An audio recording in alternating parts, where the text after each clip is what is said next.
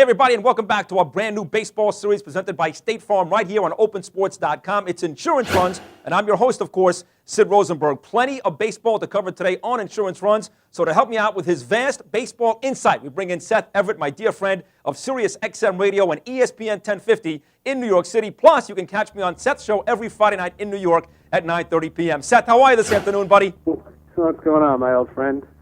Old friend? I just spoke to you on Friday. No, we're old friends. Old friends for 10 years. We're old friends. That's fair enough to say. You're right. We've been friends for a long time. Now, Seth hosts a Power Alley.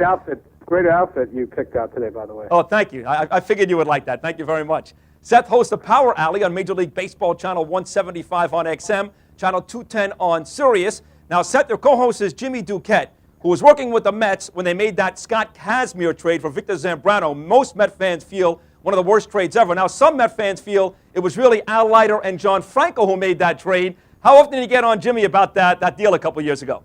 I made a deal with him years ago that anytime I put him on a radio show, I have to mention that, or they would take my Jimmy Olsen Daily Planet press pass away. I ask it. Sometimes when I've had Jim on the show, I'll literally say, Jim, you want to do it now or later? And he'll say, now, let's get it over with. You know, the funny thing about that segment is he justifies trading Kazmir, and his analysis on Kazmir was dead on. His analysis on Zambrano was the mistake. Yeah, and the Mets, of course, they were hoping that Rick Peterson was going to make Victor Zambrano into a big-time player. Neither one of those guys with the Mets. Right. The mistake was they never thought that Kazmir had the longevity. And what's the biggest thing plaguing Kazmir? Despite his all-star status, he's always had great stuff. But what Scott Kazmir doesn't have is his ability to go deep in games, and the Mets actually projected him for their bullpen. So it was a chance to get a young prospect that they weren't sure on versus and had enough trade value that they could trade high, which is, again, the golden rule. The mistake that they made was Victor Zambrano. Gotcha. All right. Now, speaking of the Mets here, Seth, there's been a lot of discussion lately that despite the fact the Mets are playing well, they lost to the Giants last night, but they took 3 out of 4 from San Francisco. Steve Phillips even said it last night, said the Mets, the core, just doesn't have the right mix to win a championship between Beltran and Reyes. What are your thoughts on that? I don't necessarily believe that. I think that, you know, these guys have been through the ringer. I won't believe that everybody's set in their ways. You know, Carlos Beltran is a guy who I've seen carry a team in the postseason when the pressure was on in Houston. He was also playing for a contract. So Carlos Beltran, to me, can't be a weak link. As far as Jose Reyes is concerned, here's my issue with Reyes. He's been a clown all his years in Major League Baseball. But at the very same moment, let's just call a spade a spade. I don't know a player that is not coachable. Barry Bonds was coachable. If you found something that Barry Bonds was doing wrong, you could tell him. And I don't know anybody with a bigger ego than that. And so, to me, I blame the manager. I blame Jerry Manuel. I've blamed other managers beforehand. When Reyes doesn't run things out, when Reyes does bonehead plays, and he has that little childish grin, I'd wipe that smile right off his face.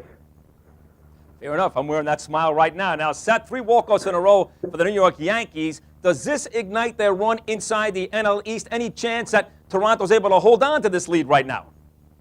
You know, the scary part about the Yankees at this stage of the game is the Yankees are in this position where they have a spark because 3 straight emotional victories like that spark. But the problem that I have found with the Yankees is their hole still exists. You know, they're an old team. And every time I see the Yankees over the course of 162 games, I get nervous that the Yankees are not going to be able to withstand the test of time. And I unfortunately, that's something that has plagued them. Damon has hit great, but Matsui, Jeter, Rivera, Posada, these guys are all injury-prone, and at this stage of their career, they're a liability. Look at the way Boston's winning. And Boston hasn't had their top 3 starters. You know, Daisuke hasn't done anything. Beckett and Lester have been subpar, and Ortiz hasn't hit a lick. And yet they're still at the top in their division. That's why in baseball in the 21st century, to me, is all about masking your flaws. And they seem to be masking their flaws better than the Yankees. Back here on Insurance Runs, brought to you by State Farm, here on opensports.com. Seth Everett from XM and Sirius and ESPN 1050 up in New York, our guest today. Your boys there, Mike and Mike. I'm friendly with Greenberg, not really a lot friendly with Golick, but Mike and Mike in the morning, ESPN. They had Roger Clemens on the other day, Seth. You think they did a good job or a bad job? I'll tell you this. I thought they let Clemens skate way too much last week. Well, considering the last time I had a conversation with Roger Clemens, and I've told you this in the past, Roger's last public statements that were not at Congress was that press conference in Houston where he started cursing and he started storming off the stage. You know, he was screaming at me. So let's just say that I've had a bit of a run-in with Roger Clemens of late, and to tell you the truth, I thought they were just much more amicable with Roger. No one believes his story, and I think they were letting Roger bury himself without having to alienate him, which I've actually thought was a good strategy. There's not too many things you can say to Roger Clemens that aren't going to incite him to the point of where he's going to hang up the phone. So they're walking a fine line because you're trying to get him to speak more, because as you saw, the more he talked, the more he buried himself. I mean, comparing his family genealogy to his stepdad, what was Roger Clemens trying to sell you there? That got a little silly. I agree there. Now, David Wells was also very critical of Clemens and A-Rod. Wells, is that the most credible guy in this case, Seth?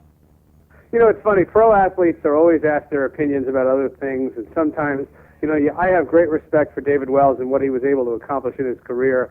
I think that for David Wells to be talking about Clemens and A-Rod, that means he's opening up the idea that I, at any time, could go up to him and say, what happened in the 2003 World Series?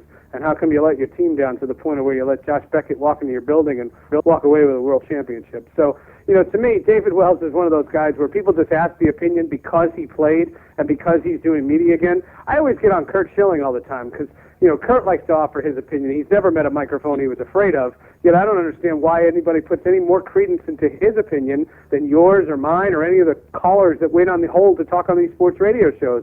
Unfortunately, just because he played doesn't make him smarter than us. Last one, NL Central, Seth. The Cardinals got off to a real quick start, but Milwaukee Brewers coming on. They won 11 of their last 13. No CC Sabathia this year. No Ben Sheets this year. Many thought the Brewers would really fall off, but again, on fire here. What do you think of the NL Central? Well, the Brewers are doing it with starting pitching that they weren't really sure what would respond. You know, Manny Parra had to pitch well. Yovani Gallardo had to pitch well. And those were very much question marks going in, considering about a ball club that, you know, still has a talented lineup, a lot of guys, and major bullpen questions. They've done a great job against the Cardinals, who are considered one of the top teams in that division. Listen, I think when all is said and done, it's still the Cubs division, but Ken Maka deserves a lot of credit for what he's doing, despite the fact that they lost those two frontline starting pitchers in Sheets and Sabathia. All right, the Power Alley on MLB Home Plate, XM Channel 175, Sirius Channel 210, Monday through Friday, 10 a.m. to 1 p.m. Eastern Time, and of course, 1050 ESPN Radio up in New York City, 7 to 10 p.m. weeknights, and I'm on that show every Friday night at 9:30 p.m. Seth Everett, terrific job. Thank you so much for stopping by today, buddy. You got it, bud.